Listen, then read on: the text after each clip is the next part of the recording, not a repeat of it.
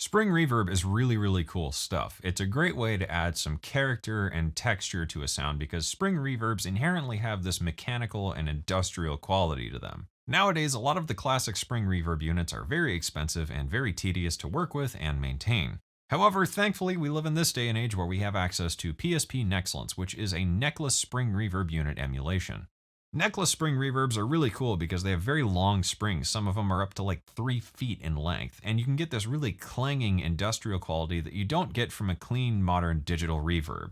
Unlike its hardware counterparts, Nexcellence opens up a lot of fine control and parameters that you can adjust to customize the spring reverb to your own tastes and use it for a lot of different applications, from adding subtle stereo width to big dubby vibed out spring reverb shots that you can add on one shots or other sounds to make them really stand out and have this huge, weird, quirky character.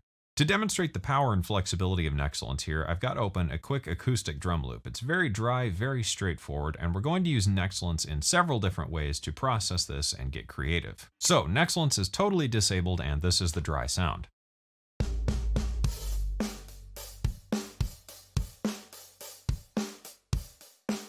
So as I mentioned, there's a lot of stuff we can do with just Nexcellence to this drum loop. So let's go ahead and take a look at the different parameters that it offers. So we get control over the input gain and the delay time. So first off, we can actually use this to create some interesting slapback type effects if we just open this up and shorten the decay just a bit.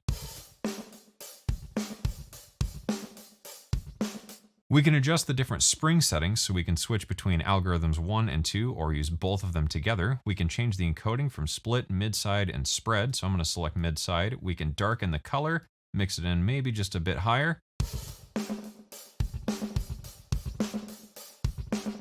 We could also do something like overdriving the input here and shortening the width to be completely mono, and then we can darken it by cutting down the highs and opening up the high pass filter a bit. So we're getting this kind of band pass mono spring reverb effect, and it actually adds a really unique character to the drum. So we'll drop the delay here, open up the mix, and just adjust the decay time a little bit longer.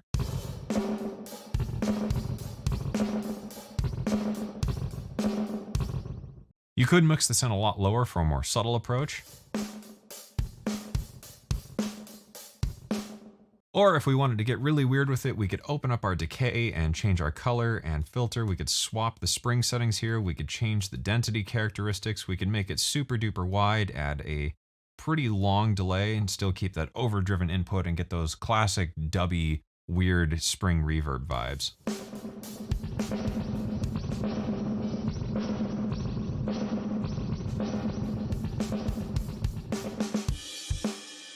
And that is the power of Nexcellence. You'll have to forgive the pun, but I think Nexcellence is excellence. It's a really great way to impart some cool spring reverb characteristics without having to break the bank and maintain an actual spring reverb unit. Nexcellence is available now, and to get more information or pick it up for yourself, you can go to PSPaudioware.com.